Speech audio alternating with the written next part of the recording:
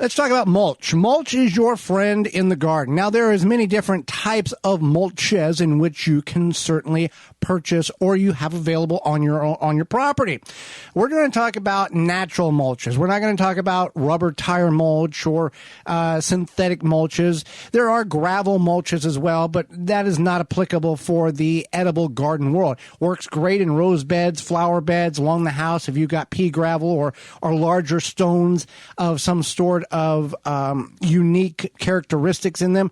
Works wonderful. We're going to focus on the materials in which are biodegradable, I guess is the better word. They break down. Let's put it that way. So let's start with straw. Straw is the stalks of the plants in which are grown for grain. Oat straw, barley straw, wheat straw. You want to avoid hay. Hay is not your friend here. Hay is the grasses that are grown for the consumption for animals. It contains grasses and seeds. Yeah, I was going to say, why don't we talk about why? But it's because it contains grasses and seeds. So then if you bring that into your garden, you're adding more seeds. And the potential of chemicals being sprayed on those plants to kill weeds, not the clovers or the fescues or whatever that particular ideal farmer grass in which they or plant life they want for animal consumption. Now, don't feel bad if you didn't know this, because I didn't know this until after I met Joey, probably. Right. I didn't know the difference between hay and straw. Right. And I thought they were the same thing. I thought they just you're not a farm person, so and you don't have cattle or anything, so it wouldn't be something that would it wouldn't be something that would mean anything. Why would you know that? Right. Yeah.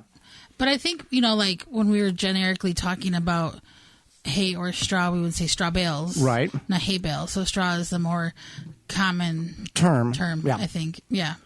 Maybe I did know that hay was what you fed animals. I'm not really sure. Okay. I don't know. Anyway. Didn't you have a rabbit? Yes. Yeah. That was my sister's rabbit. His name was Benny. Benny. Yeah. All right. Maybe more time for stories later. Grass clippings. You can certainly use grass clippings that you're getting out of your lawn. Now, there is some things you want to be aware of here. If you fed your lawn or you feed your lawn with a weed and feed, do not do this. Leave the grasses in the yard.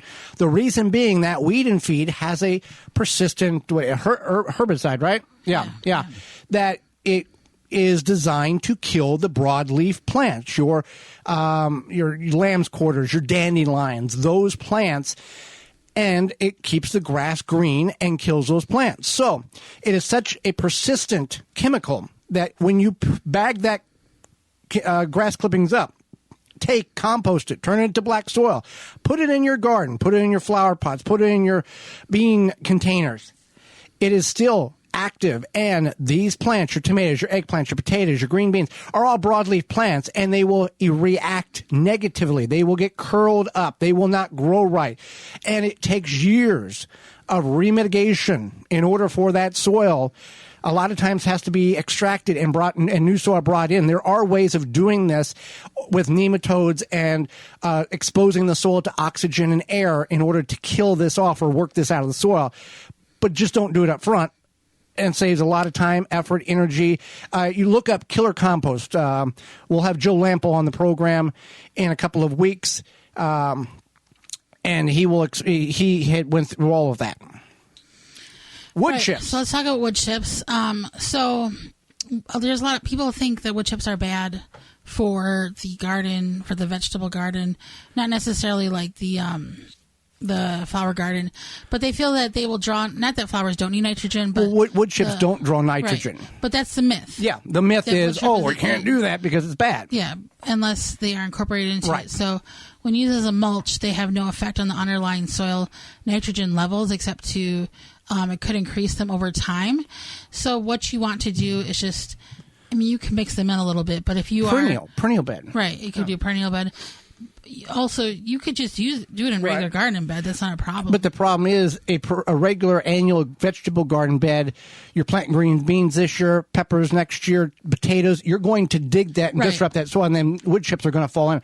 So asparagus bed, a raspberry bed, a blackberry bed, rhubarb, something in which you can utilize 2 or 4 inches of mulch or walk paths. I was just going to say a walk path.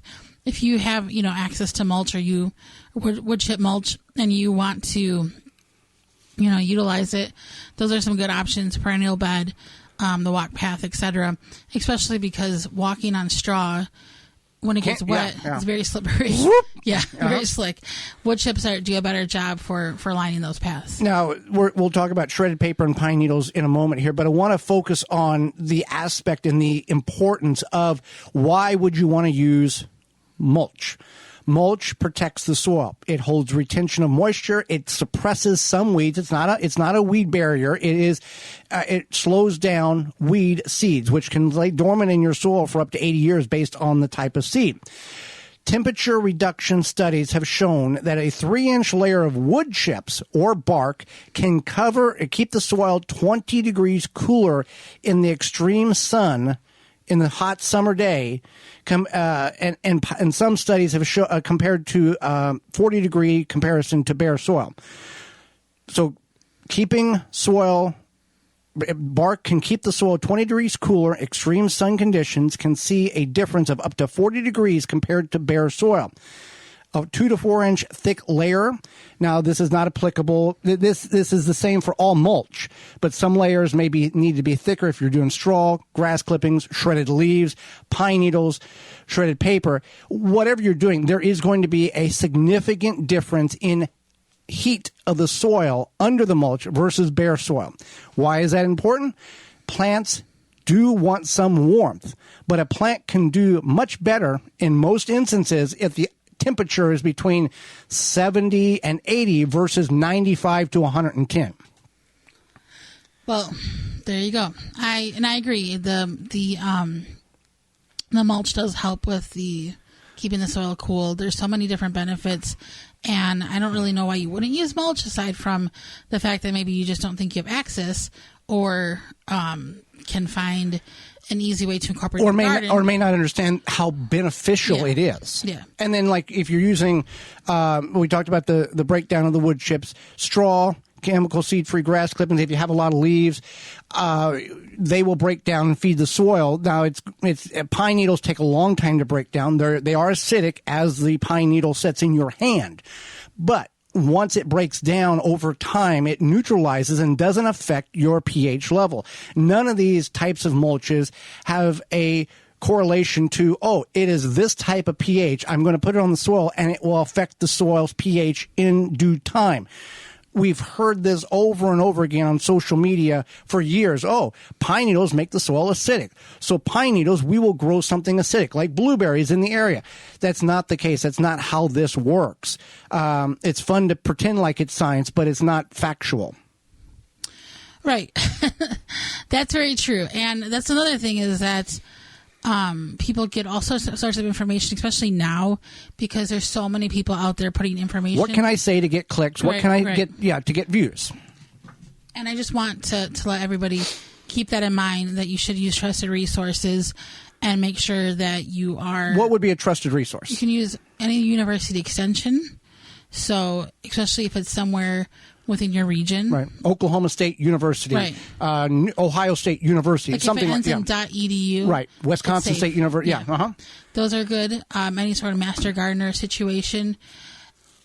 Now, if you search for X term or thing, and you got 17 different sources and they all say the same thing, but one says something different, and that one is a university extension office, you might want to pay attention to that, because what happens on those other ones, somebody, that's a good thing, copy paste, I'll put it on my blog, and that's the thing, is that a lot of people do this for clicks. Also, if you go look at somebody's blog or even their social media and they have just a ton of followers and they have like 1 or 2 viral videos, I don't know how credited that is, right? So I would just make sure you stick to the facts and utilize the best resources. When we share stuff with you, yes, we do our due diligence to confirm that what we are sharing is accurate. And there are times with not just us, but any garden radio host, that they get things wrong. So as a listener, you can take it for face value, or like people do at church, they'll listen to the preacher, write it down, go home and make sure what the preacher says is right. Double check us. Verify with what we're saying. We'll give you the avenue. You take that information and verify it before you use it in your particular garden.